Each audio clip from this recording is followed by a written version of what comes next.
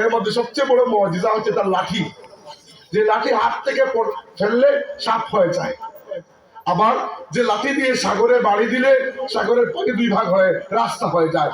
মুসা আলাইহিস সালাম যখন প্রথমবার ফেরাউনের রাজ দরবারে গিয়েছেন, ফেরাউন যখন জিজ্ঞেস করেছে তোমার নবুয়তের দলিল কি, তিনি যখন মুজিজা দেখিয়েছেন, সে বলেছে এটা আর এমন কি, আমার কাছে অনেক জাদুকর আছে, এরাও লাঠিকে সাপ বানাতে পারে।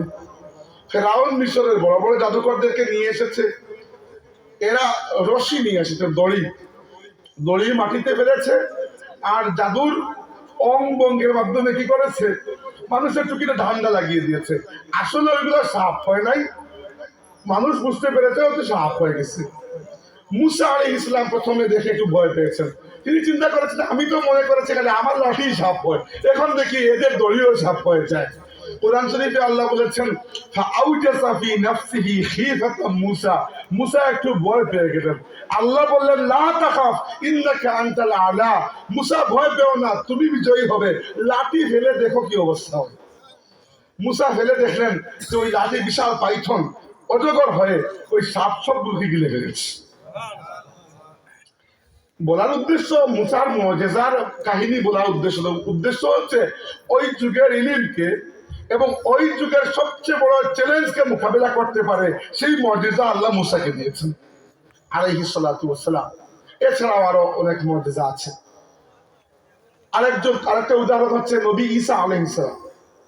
নবী ঈসা আলাইহিস সালাম আরো অনেক পরে, মুসা থেকে অনেক পরে, প্রায় ১,৫০০ বছর পরে নবী।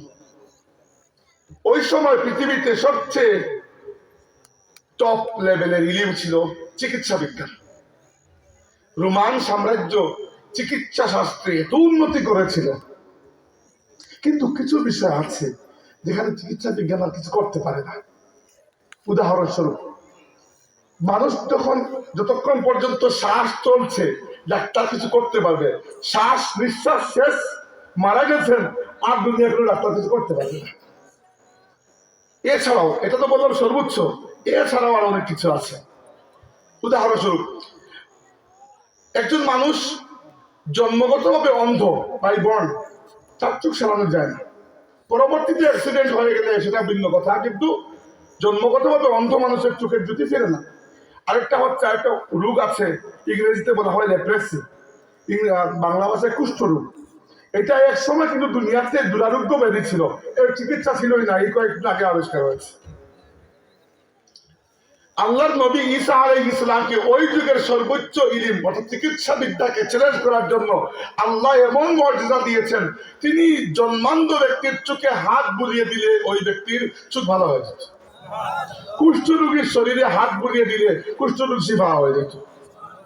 হ্যাঁ, তিনি কি করতেন, হাত দিয়ে পাখি বানাতেন।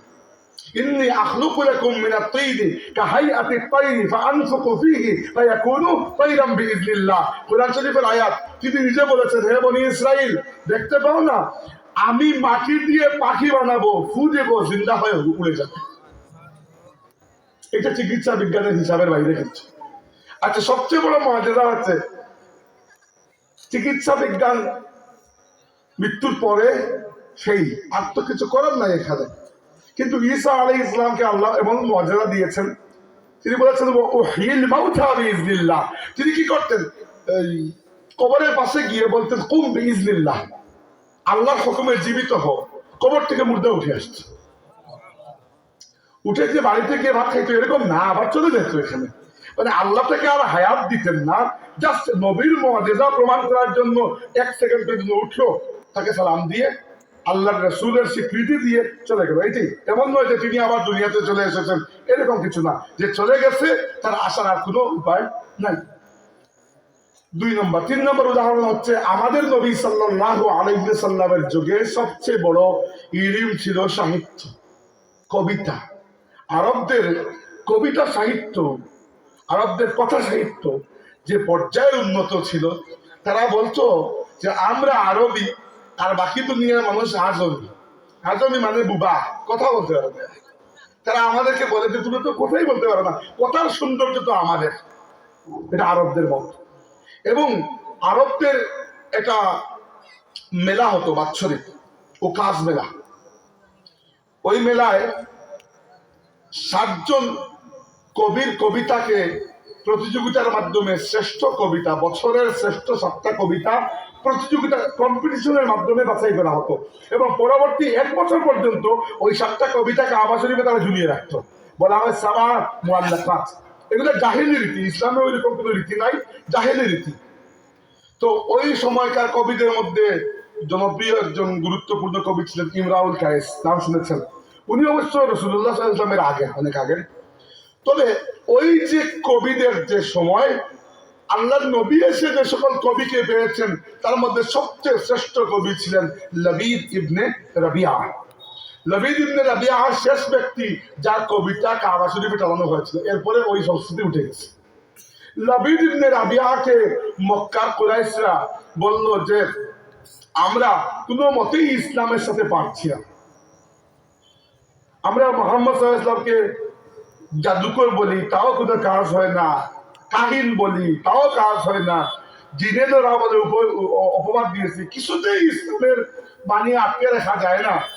আর কোরআন শরীফের মধ্যে আল্লাহ চ্যালেঞ্জ দিয়ে বসেছেন, চ্যালেঞ্জ দিয়েছেন যে وإن كنتم في ريب مما نزلنا على عبدنا فأتوا بسورة من مثله। আমার বান্দার উপর মুহাম্মদুর রাসূলুল্লাহর উপর আমি আল্লাহ যা নাযিল করেছি, যদি তোমাদের সন্দেহ থাকে কোরআন শরীফের একটা সূরা তোমরা নিজে বানিয়ে নিয়ে আসো, আমি দেখো তোমরা কত বড় সত্যবাদী। তারা কবি লবিদ ইবনে রাবিয়াকে বলেছে যে বাকি বাদ দেন, কোরআন শরীফের একটা সূরা আছে সূরা কাউসার, মাত্র 3 আয়াত, ওই সূরার মতো আপনি কিছু একটা সুন্দর বানিয়ে দেন, আমাদের ইজ্জতটা বাঁচবে। তিনি কোন বর্ণনা মতে 3 মাস, কোন বর্ণনা মতে 6 মাস চেষ্টা করেছেন। চেষ্টা করার পরে তিনি বলেছেন ওয়াল্লাহি লাইসা হাযা মিন কালামিল বাশার, আমি আল্লাহর কসম করে বলছি এইটা কোনো মানুষের কালাম হতেই পারে না। আপনি কখনো দেখবেন না, কোরআন শরীফের বিষয়টা বুঝাচ্ছি, কোরআন শরীফের অনেক মুজিজা আছে, অনেক ধরনের। সবচেয়ে বড় মুজিজা হচ্ছে ভাষাগত। আর আমরা সমস্যা হচ্ছে আমরা বাংলাভাষী, আরবি ভালো করে জানি না, এই জন্য কোরআন শরীফের ওই সৌন্দর্য আমরা বুঝতে পারি না। কিন্তু একটা মুজিজা আপনারা দেখেন, আমি এখানে আপনাদেরকে চাইনিজ ভাষায় কিছু সুন্দর একটা কবিতা লিখে দিই, চাইনিজ ভাষা, আমি নিজেও চাইনিজ জানি না, এরপরে ধরলাম আপনাকে, বললাম ভাই এত সুন্দর কবিতা, এই কবিতার জন্য ওই কবি নোবেল পুরস্কার পেয়েছেন, আপনি পড়ে দেখুন, আপনি পড়তে পারবেন না। দ্বিতীয়ত, আমি যদি আপনাকে পড়ে শোনাই, ভালো হইলো কি খারাপ হইলো সেটাও আপনি বুঝতে পারবেন না, কারণ আপনি চাইনিজ ভাষা জানেন না। যেহেতু ভাষা জানেন না, তাই ওই ভাষার সবচেয়ে সুন্দর কবিতা আপনার উপর কোনো আসর করবে না। কিন্তু কুরআন শরীফের বিষয়টা সম্পূর্ণ ভিন্ন। আপনি আরবি জানেন কিংবা না জানেন, সুন্দর করে কেউ তিলাওয়াত করলে আপনার উপর আসর করবে কিনা। এমনকি কত অমুসলিম মুসলমান হয়ে যায় শুধু কোরআন শরীফের সুন্দর তিলাওয়াত শুনে। আর আমি এরকম ঘটনা বহু ইন্টারনেটে দেখেছি যে বহু অমুসলিম মানুষ কোরআন শরীফের তিলাওয়াতে মুগ্ধ হয়ে ইসলামকে স্টাডি করেছে এবং ইসলাম কবুল করেছে। বলা উদ্দেশ্য মুআজিজা নয়, মুআজিজা এগুলা ভূমিকা হিসাবে বলছি। বলা উদ্দেশ্য হচ্ছে যে যুগে যে ইলমটা সর্বোচ্চ, সেই যুগের নবীকে আল্লাহ পাক সেই ইলমকে চ্যালেঞ্জ করার মতো শক্তি দান করেছেন, মুআজিজা দান করেছেন। এবার বাকি সব নবীদের নবুয়ত একটা নির্দিষ্ট যুগের জন্য খাস, আর এখানে তাদের মুআজিজার বিষয়টাও খাস। কারণ মুসা আলাইহিস সালামের মুআজিজা ছিল তার লাঠি, তাই না? লাঠি দিয়ে বাড়ি দিলে তো সাগর দ্বিখণ্ডিত হয়ে গেছে, মুআজিজা তো। আমি ওই লাঠি যদি আপনার হাতে দিই আর আপনি সারাদিন বাড়ি দেন, পুকুর ভাঙতে পারবেন, কিছুই করতে পারবেন না। ঈসা আলাইহিস সালামের মতো মাটি দিয়ে পাখি বানিয়ে অথবা কবরেশ্বরের পাশে গিয়ে সারাদিন কমবে বিসমিল্লাহ পড়লে কেউ উঠে আসবে না। কারণ মুআজিজা লাঠির নয়, মুআজিজা মুসা। মুসা আলাইহিস সালাম দুনিয়া থেকে বিদায় নিয়েছেন, বাস মুআজিজাটাও শেষ। এখন আমরা জানি ওটা ছিল, কিন্তু আমরা করে দেখাতে পারবো না, পড়তেও পারবো না, দেখতেও পারবো না। কিন্তু এইখানে আমাদের নবী খাস। কিভাবে?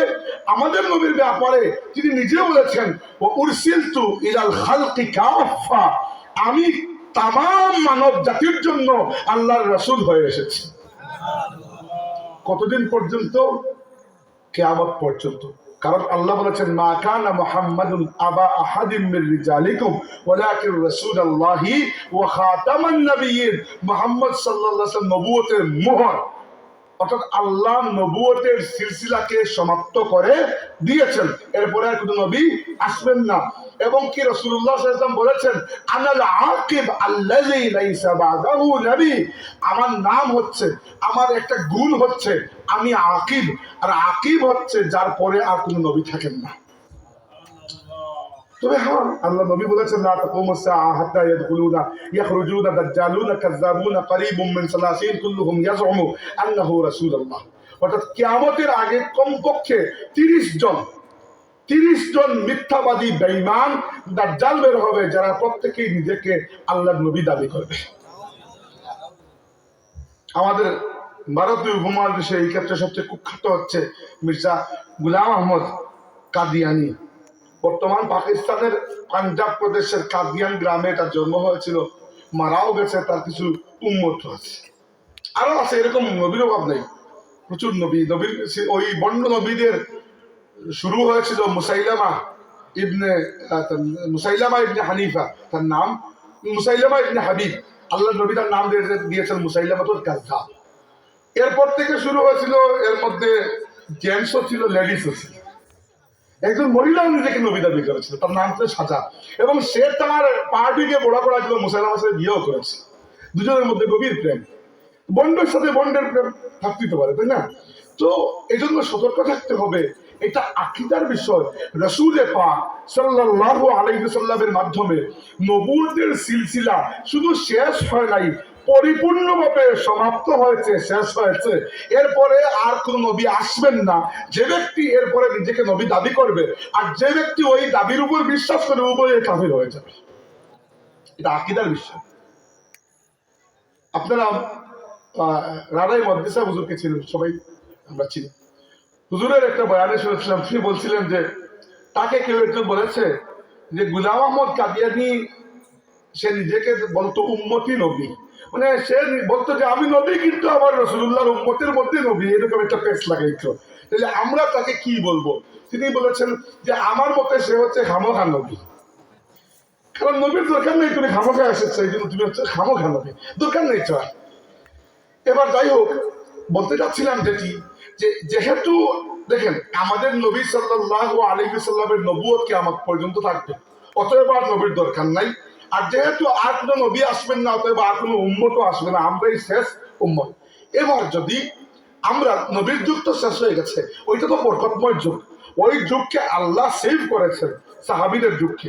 কিন্তু আমরা বর্তমানে যে যুগে আছি, সেই যুগের একটা পরিচয় যদি আপনাকে আমি জিজ্ঞেস করি, যে মুসা আলাইহিস সালামের যুগ ছিল জাদুবিদ্যার যুগ, ঈসা আলাইহিস সালামের যুগ চিকিৎসা বিজ্ঞানের যুগ, আমাদের নবী সাল্লাল্লাহু আলাইহি ওয়াসাল্লামের যুগ কবিতা সাহিত্যের যুগ, আজকের যুগ কিসের যুগ?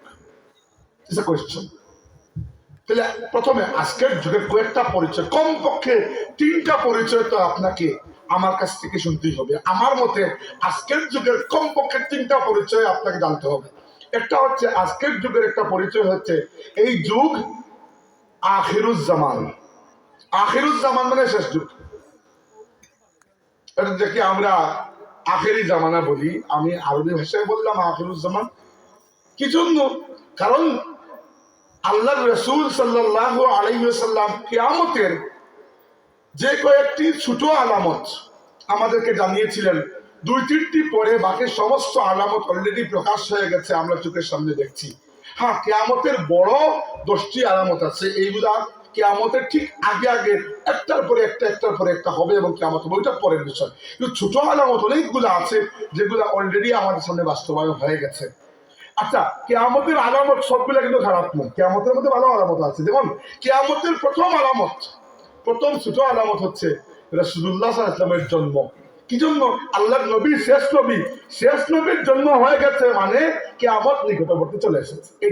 এটা আমি বলি নাই, রাসূলুল্লাহ সাল্লাল্লাহু আলাইহি ওয়াসাল্লাম বলেছেন বুইসতু আনা ওয়াস সাআতি কাহাতাইন, আমি এবং কিয়ামত এমন ক্লোজ, যেভাবে এক হাতে 2 আঙ্গুল ক্লোজ। আপনি বলবেন ভাই ক্লোজ কোন জায়গায়? আল্লাহর নবী সাল্লাল্লাহু আলাইহি ওয়াসাল্লাম ইন্তেকাল করার 1400-1500 বছর হয়ে গেল, কিয়ামত তো এখনো আসতেছে না। আচ্ছা, আপনার কি মনে হয় এই দুনিয়ার বয়স, এই মহাবিশ্বের বয়স, বিজ্ঞানীরা বলেছেন প্রায় 13.8 বিলিয়ন ইয়ার্স, 13.8 বিলিয়ন বছর।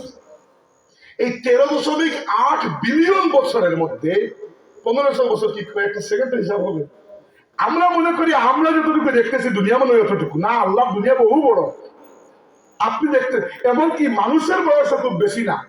মনে রাখবেন, আদম আলাইহিস সালাম প্রথম মানুষ, কিন্তু তিনি আল্লাহর প্রথম সৃষ্টি নয়, এর আগে আল্লাহ আরো বহু কিছু সৃষ্টি করেছেন।